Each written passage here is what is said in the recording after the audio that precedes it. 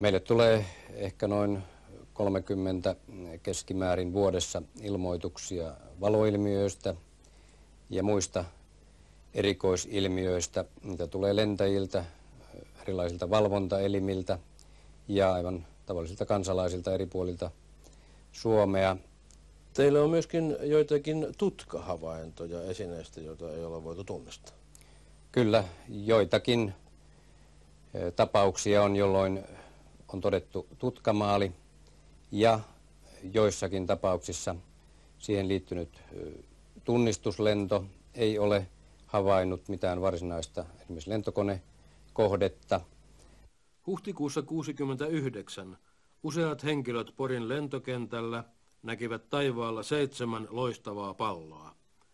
Ilmassa sattui olemaan myös suihkuhävittäjä harjoituslennolla.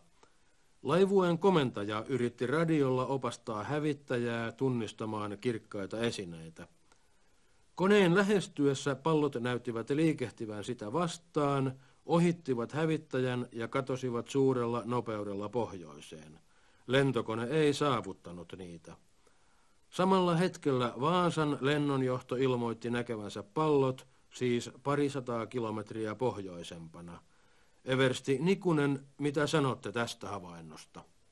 Tällainen todella sattui tuona kuvattuna ajankohtana ja havaitsijajoukko oli harjaantuneita, koulutettuja ohjaajia, joten tässä mielessä voin sanoa, että paras mahdollinen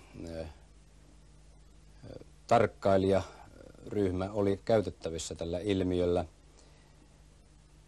Se, että se näkyy yhtä aikaa sekä Porissa että Vaasassa, toisaalta viittaisi valoilmiöön, joka on tapahtunut hyvin kaukana meidän alueeltamme. Tämä selittää sen, että tunnistustehtävään suunnatulla fukakoneella ei ollut minkäänlaisia mahdollisuuksia tavoittaa kyseisiä kappaleita. Toisaalta taas sitten tämä lukumäärä ja liikesuunta tai liikkeen kuvaus hieman sotivat tätä vastaan. Asiaa tutkittiin aikanaan, mutta mitään selvää konkreettista syytä tai ratkaisua siihen ei saatu. Tutkalla ei tässäkään tapauksessa ollut havaintoja kyseisestä ilmiöstä, joten siinä ilmeisesti on UFO ollut sanan parhaassa